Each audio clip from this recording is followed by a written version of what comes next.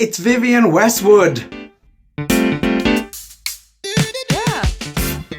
Welcome to episode 1 of the ETHICSTYLE Show with BURBO. This is a really good place to start actually, because I'm going to be talking about Vivienne Westwood and the effect that she had on my life. If it wasn't for Vivienne Westwood, I never would have become a designer. I must admit, I did shed a few tears when it was announced that she'd sadly passed away. There's going to be loads and loads of nostalgia and people reminiscing about Vivienne, but I wanted to talk about how she'd affected me personally, inspired me to become a fashion designer.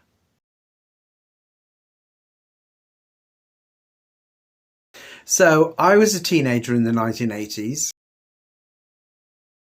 and all of my heroes and the people I was watching on TV and people whose music I was listening to were all wearing Vivienne Westwood. Adam and the Ants, Boy George, Pete Burns, all the kind of really out there, outrageous, androgynous pop stars. So on my wall in my studio, I've got this picture of Pete Burns outside Probe Records wearing head to toe Vivienne Westwood.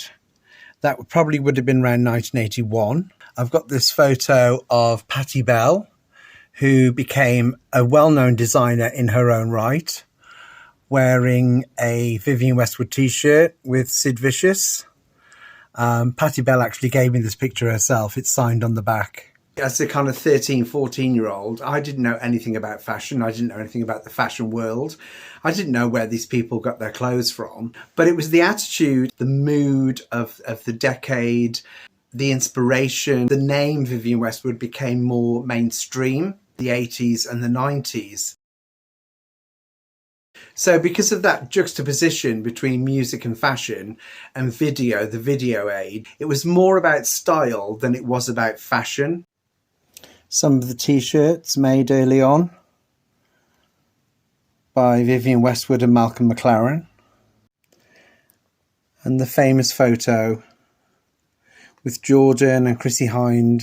Can't really talk about punk without talking about Vivienne Westwood. And in actual fact, this jumper coat actually belonged to the late great Pete Burns, but I'm not telling you where I got it from.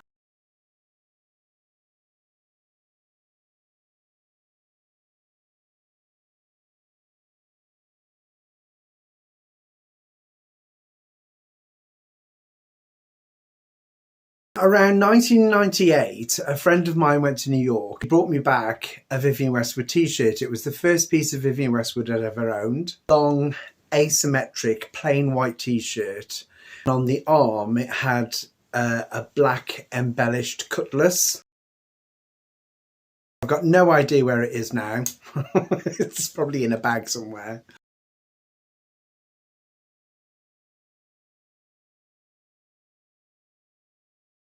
In 2003, I was in hospital and I was recovering from an illness. I was very, very poorly.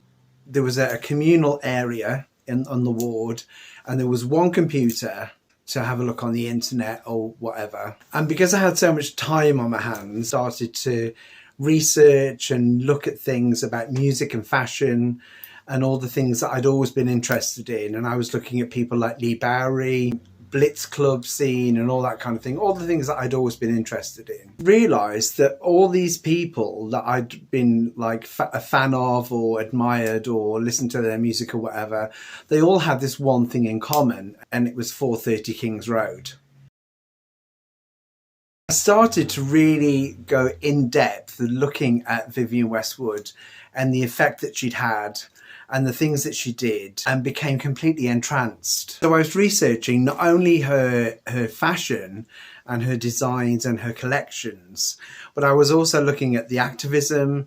I was looking at the human rights activism and the environmental activism that she was doing and involved in. I was looking at the manifestos that she was writing, all the things that made her her.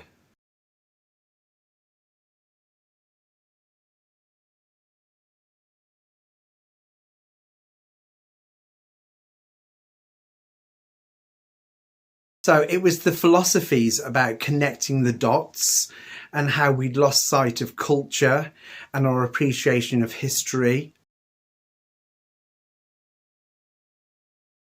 She once said that the 20th century was a mistake because it was post-culture and we'd gone into this postmodernist pop culture era where nothing new was happening, nobody was having any new ideas, everything was just being regurgitated, and that really resonated with me. My favourite quote of hers is, "Popular culture is a contradiction in terms.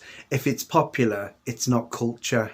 And so I started to make. I'd already been customising clothes right back from the 1980s.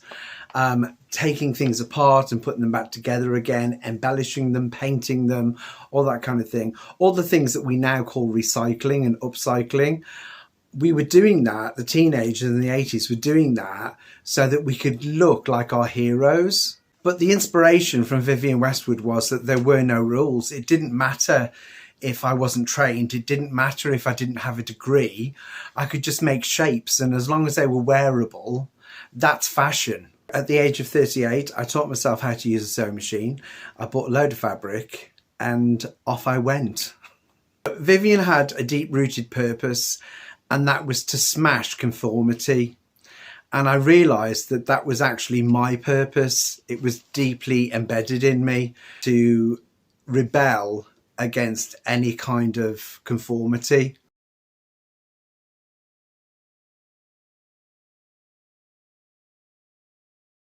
What really consumes me is a reaction, to react against the generic, homogenized culture that we live in. Individuality is seen as suspect and originality is seen as suspect, and we're all encouraged to fit in, and that kind of attitude is just my nemesis. There's something about Vivienne Westwood as a label, as a fashion house, that's really unspoken amongst the people who wear it. You could be wearing one piece or you could be wearing it head to toe, but the attitude is the same. It's strong, it's powerful, it empowers you. It's like a genre or a period in history, and I don't think you get that with any other clothing label. Progress is measured by consumption. This is why I say we're dangerously short of culture. If our ethic is that of the best self, we would have different values. We would not have climate change. The art lover is a freedom fighter for a better world. Without judges, there is no art. And I can't think of anything that I've ever read or seen or heard about retaining my individuality. So that's my take on Vivienne Westwood and the effect that she had on me and how I ended up doing what I'm doing today.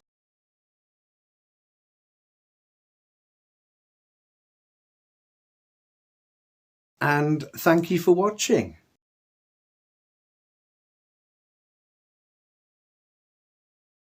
If you've enjoyed this episode of the ETHICSTYLE Show with me, Burbo, then please subscribe and please hit the notification button below so that you can be alerted to the next video. The videos come out on Sundays at 8 PM GMT, and thanks for watching.